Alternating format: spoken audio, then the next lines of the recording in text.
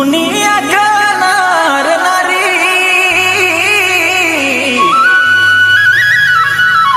प्रभु कर खेती बारी दुनिया कर नार नारी दुनिया कर नार नारी प्रस्तुत करता है रवि कारी चुआ। प्रभु कर खेती बारी एको दिना प्रभु राजा खेती काटे एको दिना प्रभु राजा खेती काटे अविनी रे खेती काटे दुनिया कर नार नारी प्रभु कर खेती बारी दुनिया कर नार नारी दुनिया कर नार नारी प्रभु कर खेती बारी एको दिना प्रभु राजा खेती काटे अविनी रे खेती काटे एको दिना प्रभु राजा खेती काटे अवि सोना खेती काटे रवि मन सुने लायक है रवि डाउनलोडिंग सेंटर Lumino Karichua की प्रस्तुति।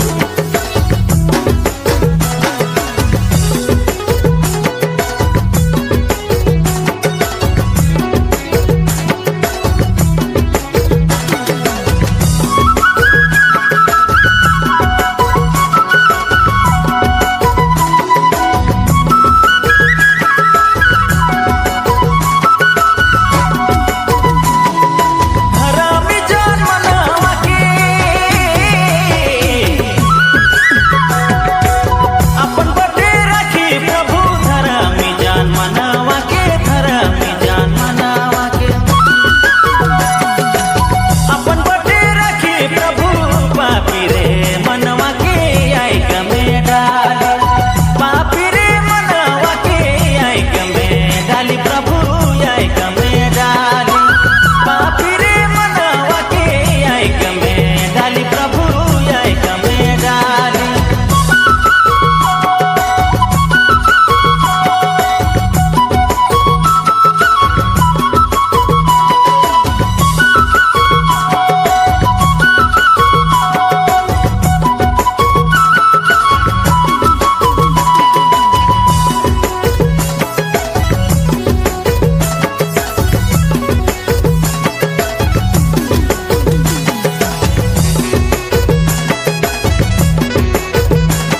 रवि मन सुने लायक है रवि डाउनलोडिंग सेंटर Lumino Karichua की प्रस्तुति। कोठ दाना के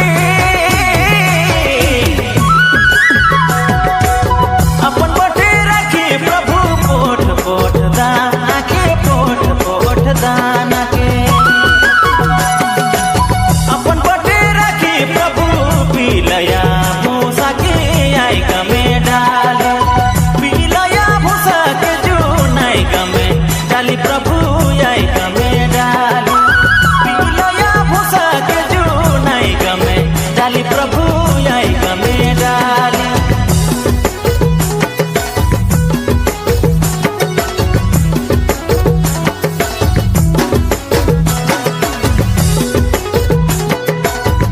रवि मन सुने लायक है रवि डाउनलोडिंग सेंटर Lumino Karichua